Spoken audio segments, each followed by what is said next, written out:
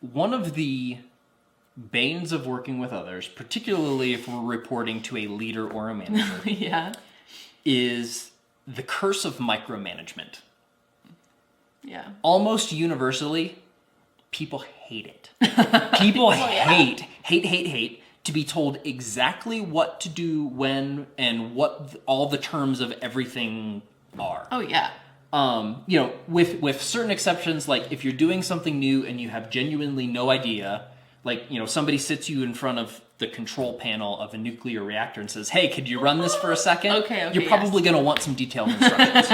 But if you're a competent professional who knows how to do a lot of things, it's typically very, demeaning and insulting for someone to tell you exactly how to do your job. Right.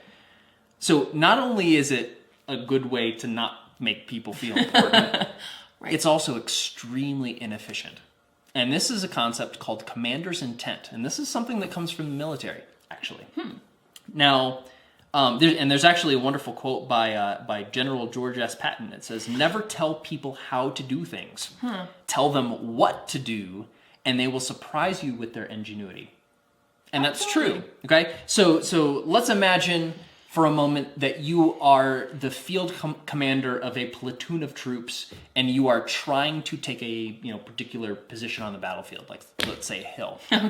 Okay. Now, you could take one of two approaches. One would be, you go here, you go here, you go here, you go here, and you just micromanage out the entire thing so it's scripted. Mm-hmm. And you say, go, do it. Now, what happens, or what's likely to happen if you take that approach? Well, as soon as something changes, they're going to be paralyzed. Exactly. That's what's gonna It's like, well, I can't do this anymore. What do I do? Right. And then what do? They come back to the commander and they say, okay, boss, what do we do? Right. And then you lose. And then you lose because, your soldiers out on the field anymore, they're in talking with you, which is not a good thing. Right. Okay, so there's another approach, and this is called commander's intent. And that says, this is the objective. This is what we're trying to do. Okay, so we're taking this hill, and the reason why we're taking this hill is because we're going to set up a base here so we can do, this other thing that's important. Okay, so you're giving people a reason why, and you're letting them know that you have a very clear objective. Okay, then what happens when, your platoon goes into the field?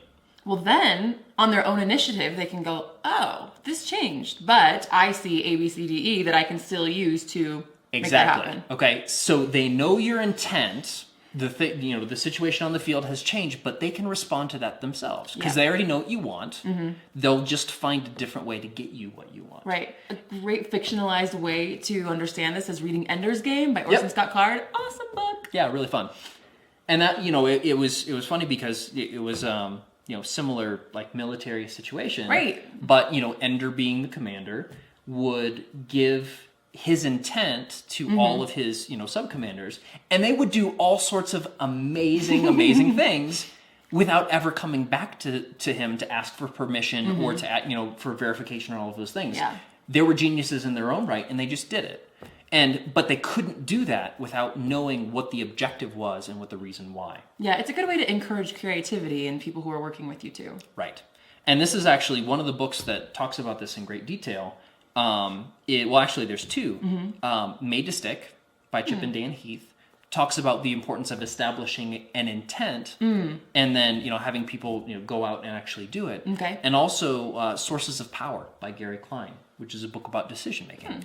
And that's where the term actually comes from. Oh. And Klein is an interesting fellow because he's another psychologist, but he does field research. He specializes in police departments and fire departments and military and all of these people. He sees it a lot. Yeah, who have to make very important decisions very quickly and who may not have time to go back to the leader and get specific instructions. So instead of micromanaging people, what you can do is establish the intent.